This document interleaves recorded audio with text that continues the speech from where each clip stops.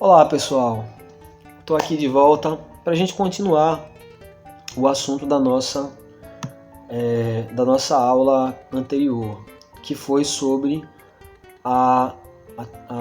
o trovadorismo português. Bom, gente, como eu falei,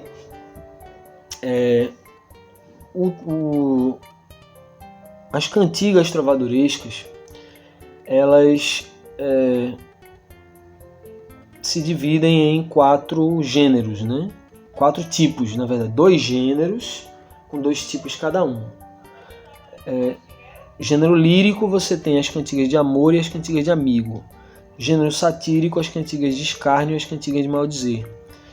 Essas cantigas, elas tiveram uma importância grande para a literatura portuguesa, por quê? Primeiro que é praticamente assim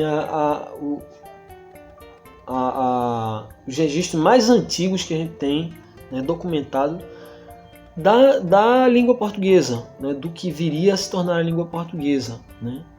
Porque é uma época, a Idade Média é uma época em que as línguas locais, as línguas dos muitos reinos da Europa não eram valorizadas, eram consideradas como línguas pobres, ou língua de pobre, também, porque língua pobre é a língua de... Na verdade, assim, não existe uma língua melhor do que a outra, né?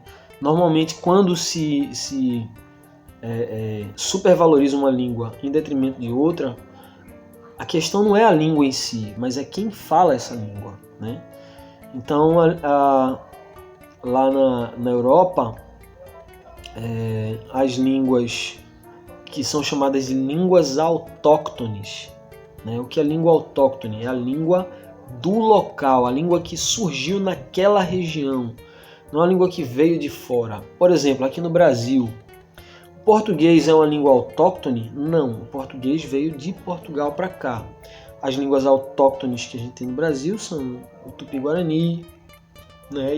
E as centenas, né, ou milhares de outras línguas indígenas que foram e algumas ainda são faladas no Brasil, né? Essas são línguas autóctones. Então, lá na Europa, línguas como o português, né, ou o português arcaico, né, essa língua desses poemas trovadorescos, o castelhano, né, e outras línguas que eram faladas lá na Espanha, o próprio francês, o idioma toscano, que veio a ser chamado depois de italiano, né? O inglês, né, que era o anglo-saxão, o idioma anglo-saxônico, né? Todas essas línguas eram consideradas línguas pobres, línguas bárbaras, línguas selvagens, línguas que não tinham valor cultural, tá? Ah, professor, então qual era a língua que tinha valor cultural na Europa? Era o latim, né? O latim era a língua de cultura, né? Então, uma pessoa culta era uma pessoa que lia e escrevia em latim. O trovadorismo, ele tem uma importância no sentido de que agora a gente tem uma produção artística, uma produção literária naquela língua que acabou influenciando as gerações posteriores, né? Como eu disse, o trovadorismo influenciou o humanismo do século 13, 14, século 14, 15, né? E, consequentemente, também vem influenciar a literatura do período renascentista em Portugal, que é o ponto alto, né, desse processo de legitimação da língua portuguesa, porque aí é quando surge Luís Vaz de Camões, que é um dos maiores nomes da literatura em língua portuguesa na nossa história, né, que é considerado o fundador da língua portuguesa, né? Fundador, não existe um fundador de uma língua, né? Mas assim, é o cara que legitima. Agora, a língua portuguesa, ela está documentada, tem uma obra relevante, né, em língua portuguesa. Isso agora é uma língua, né, que vale a pena, né, a gente dizer, eu sou falante de língua portuguesa, eu falo a língua de Camões, né? Então, o trovadorismo português influenciou essas produções posteriores, tá? Mas hoje eu vou falar também sobre um outro tema que são as novelas de cavalaria, tá? O trovadorismo é uma literatura em verso, eram poemas, né? Mas havia também, surgiu um pouco depois, né, uma literatura em prosa. Vocês entendem o que é prosa, né? Prosa é justamente o que se opõe à poesia. A poesia é em versos, né? Você diz um verso, depois outro, depois outro, depois outro, né? A prosa é o texto corrido em parágrafos, períodos, né? Como qualquer romance que você lê hoje, ele é escrito em prosa, tá? Então, assim, a prosa medieval em Portugal, ela surgiu um pouquinho depois da poesia, e era o quê? São textos que têm como objetivo fazer um registro histórico. A literatura em prosa eram as histórias da vida dos santos católicos, né?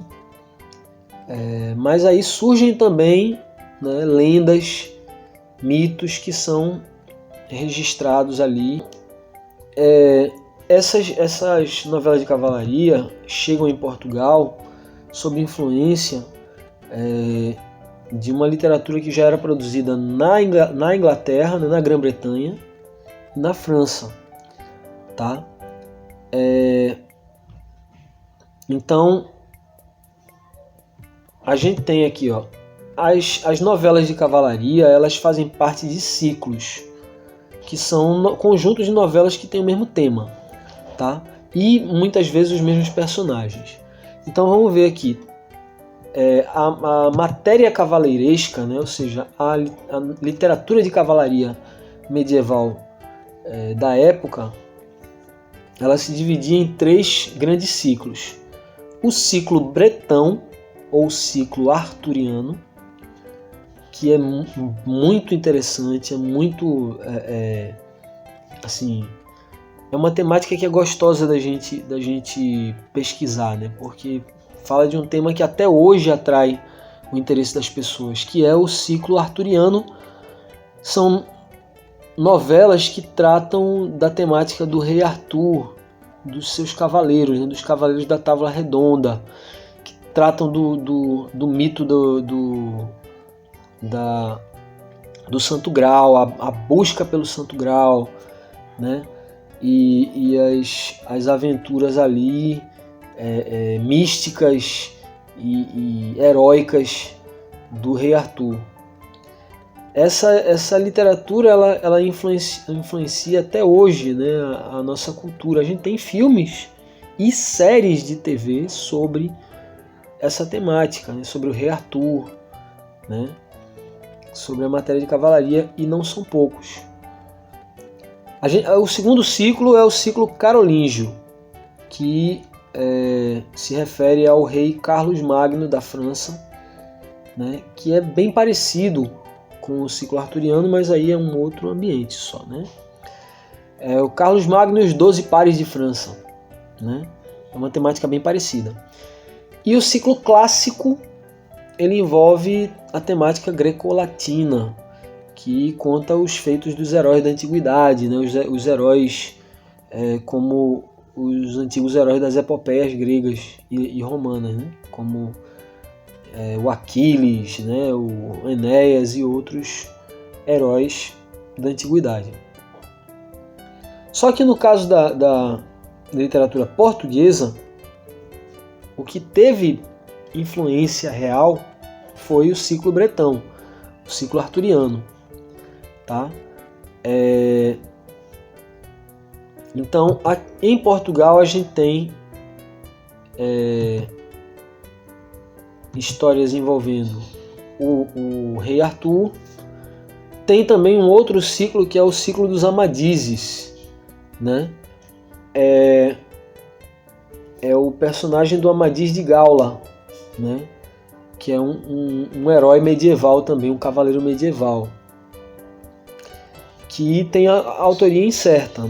Normalmente é atribuída a autoria desses textos a Vasco de Lobeira, né? Um escritor português da época. Então vamos lá. A gente tem também ali em Portugal outros personagens assim da literatura de cavalaria importantes, e essa literatura de cavalaria, essas novelas de cavalaria, elas tiveram muita influência depois, no século XIX. O século XIX é a época do romantismo, é quando a literatura, os artistas, né, os escritores, eles se voltam para a Idade Média novamente para buscar inspiração, né? Então, essa literatura tem uma influência no Renascimento, que é o período imediatamente posterior, e principalmente no romantismo. Eu falei no vídeo anterior sobre o Alexandre Herculano. O Alexandre Herculano é um escritor do romantismo português. Ele é um autor de romances históricos, né? E ele escreveu o Eurico Presbítero, que bebe muito dessa literatura de cavalaria, né? Ele tem essa influência da literatura de cavalaria. Por isso que é interessante a gente vendo esses paralelos na literatura, né, ao longo da história da literatura. Mas enfim, gente, esse vídeo, né, eu pretendia mesmo que fosse um pouquinho mais curto, né? Era mais para concluir essa temática da literatura medieval portuguesa, tá? Mais adiante, quando a gente voltar a falar sobre literatura, a gente vai falar sobre o período humanista, e aí a gente vai falar do escritor Gil Vicente, o dramaturgo Gil Vicente, tá? E vai aprender um pouquinho sobre o teatro português da Idade Média, né? O teatro vicentino, tá? Mas eu espero que vocês tenham gostado da nossa aula. Se tiver qualquer dúvida ou qualquer pergunta, fiquem à vontade para mandar mensagem, né? Voltem quantas vezes for necessário esse vídeo para tirar suas dúvidas, tá certo? Muito obrigado e a gente fica por aqui. Até mais.